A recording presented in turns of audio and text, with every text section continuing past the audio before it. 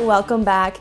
Now, as you know, we have some pretty incredible people right here in our region who are doing some pretty incredible things, and Jill Shumay is one of them. As you probably know, her and her team are heading to the 2013 Scotties Tournament of Hearts this week, and we caught up with her at her official send-off at the Lloydminster Golf and Curling Centre.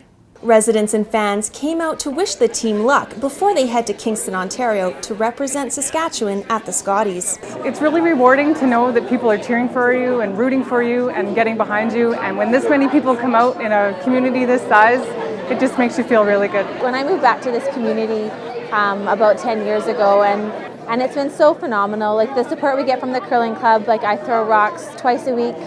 They always have a sheet of ice for me. The club is so supportive, and the community is really supportive. You couldn't imagine how many people have congratulated us and given us good wishes and said that they'll be watching and cheering, and it's been really special. It makes it that much better to have a community really embrace you. It's phenomenal. Regardless of whether we had won the provincial champion or not, just the support we had from day one to get us to the provincial level, whether it's the ice makers or our family or the community support, it's just been phenomenal. And now that we've won, it's been even more outstanding.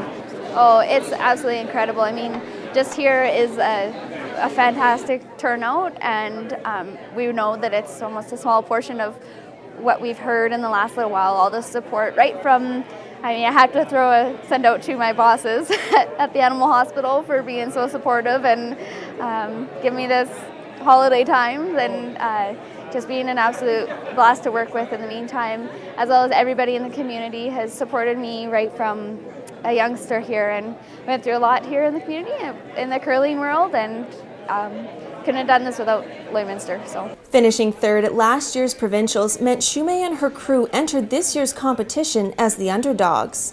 We started out provincials with what people would consider an upset against Michelle Englot, and we just built the whole week from there, and it was a really exciting journey, and it was nice to win that final game.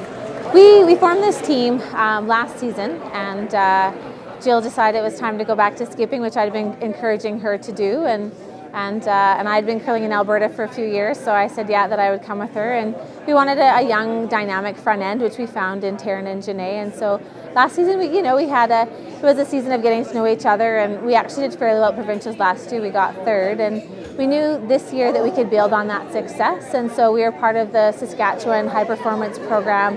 We hooked up with Jean, our coach, who is just phenomenal, and we didn't have the best tour season, but we steadily improved, and we played well at Northerns, and then at provincials we just we played one game at a time, and came out on top at the end of the week. In the end, we knew what we had going into it and what we could do to come out of it, and that's exactly what we did. And they know exactly why this rink works so well when they take to the ice together. We have a lot of fun.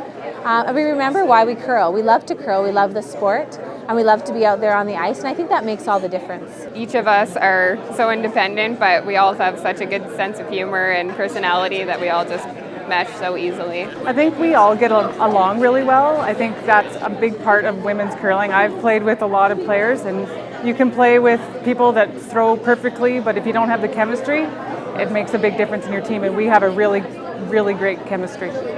And it looks like they are absolutely having such a great time together, and we'll hear more from Jill and the ladies when ATR returns after this quick break.